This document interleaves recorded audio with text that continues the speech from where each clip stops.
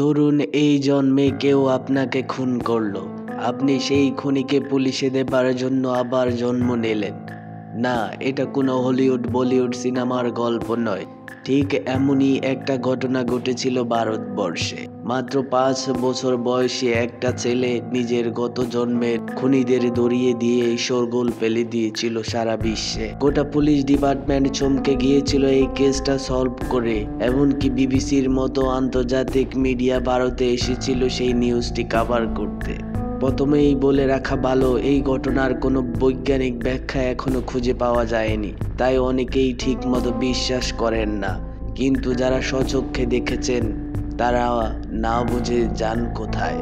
বেশ কয়েক বছর পুরনো এই ঘটনাটি উত্তরপ্রদেশের। সেখানকার আগ্রা এবং তার থেকে কয়েক কিলোমিটার দূরের এক গ্রামকে কেন্দ্র করে এই সব কিছু।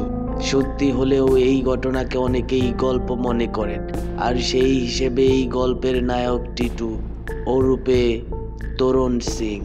যোগী রাজ্যের বড়া গ্রামে তার জন্ম, কিন্তু ছোট থেকে নিজেকে সে গ্রামের বাসিন্দা মনে করত না টিটু।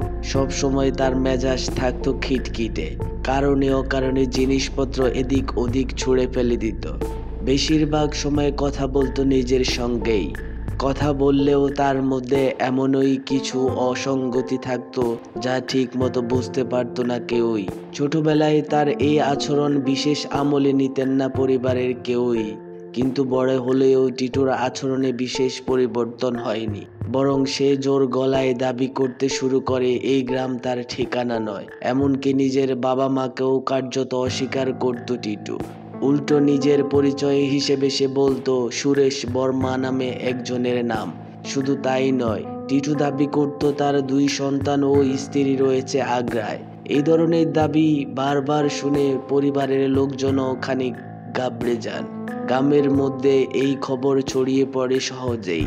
তারপর সকলে মিলে টিটুর কাছে এমন কথা বলার কারণ জানতে চান। এরপর আসল সত্যি সামনে আসে। ব্যাপারটা সে জন্মান্তরের ঘটনা হতে পারে এ আন্দাজ অনেকেই করেছিলেন। তাদের সন্দেহই মিলে যায়। যদিও তার জন্মে টিটুর পরিবারকে কম কাঠখড় পোড়াতে হয়নি। নিজের পরিচয় হিসেবে টিটু যেই সুরেশ বর্মার নাম বলতো, তার জীবনের আরো কিছু কথা টিটু বলতে শুরু করে। তার দাবি ছিল সুরেশ বর্মাকে খুন করা হয়েছে, আর সেই খুন কে করেছে, কিভাবে করেছে সে সবে বলতো টিটু। সবটাই সে বলতো নিজেকে কেন্দ্র করে, অর্থাৎ তাকে খুন করা হয়েছে, কারা খুন করেছে এই সব।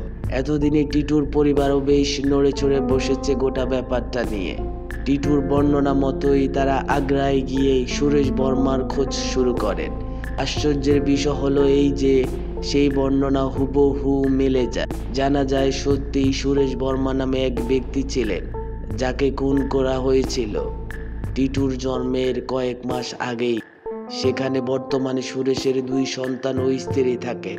তাদের কাছে নিয়ে যাওয়া হয় টিটুকে। একবার দেখেই আনন্দে আত্মহারা হয়ে তাদের জড়িয়ে ধরে টিটু। তাকে সুরেশ সংক্রান্ত একের পর এক প্রশ্ন করে সুরেশের পরিবার। সেই সব প্রশ্নের উত্তর নাকি সঠিকভাবে দিতে পারে টিটু।